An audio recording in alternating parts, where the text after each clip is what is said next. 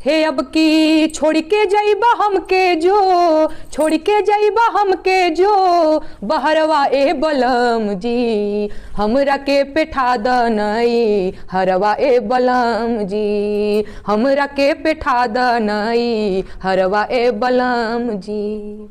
अरे चढ़ली जवानी बा अकेले ना रहता, तोहरा माई बाबू के बोली ना सहता।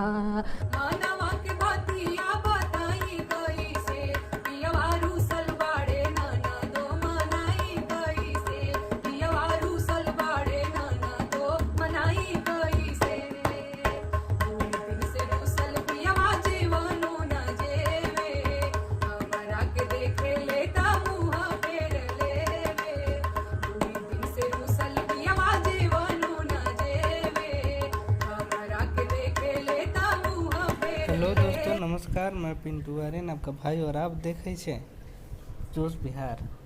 जी दोस्तों, बतावे छे कि रउआ के जोश बिहार में एक से एक वीडियो लेके आ रही छी नेहा सिंह राठौर के आवाज़ में रउआ लोग के खातिर। हमेशा गरीब मजदूर और युवा के लिए आवाज़ उठावे छे नेहा सिंह राठौर।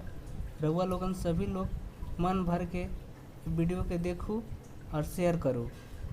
दोस्त, रउआ सभी लोगन के बतावे छी कि जो वीडियो छे हमेशा गरीब मजदूर के युवा के लिए बनावल जाए छे। अगर रउआ लोग चाहे छी कि नेहा सिंह राठौर के सपोर्ट करे तो रउआ लोग इस चैनल के सब्सक्राइब बिना जेबे ना।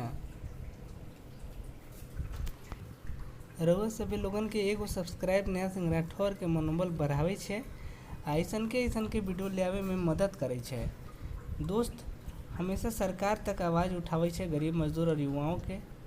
अगर आप चाहें छी कि गरीब के आवाज़ प्रधानमंत्री तक पहुँचे तो रउआ इस चैनल के सब्सक्राइब करूँ और ढेर सारा शेयर करो, ताकि सब जगह ये वीडियो पहुँचे और गरीब के आवाज़ सरकार तक पहुँचे में मदद होगी।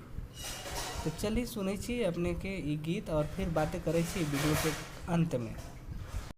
हे अब की छोड़ के जाइबा हमके जो, छोड़ के जाइबा हमके जो बहरवा ए बलम जी, हमरा के पेठा दनई हरवा ए बलम जी, हमरा के पेठा दनई हरवा ए बलम जी।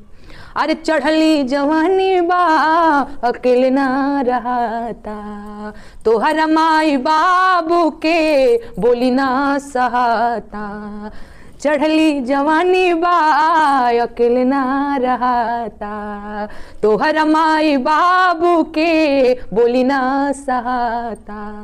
अरे कवनो बहनवा करब, कवनो बहनवा करब रहब नाही घरवा ए बलम जी, हमरा के पेठा दनई हरवा ए बलम जी।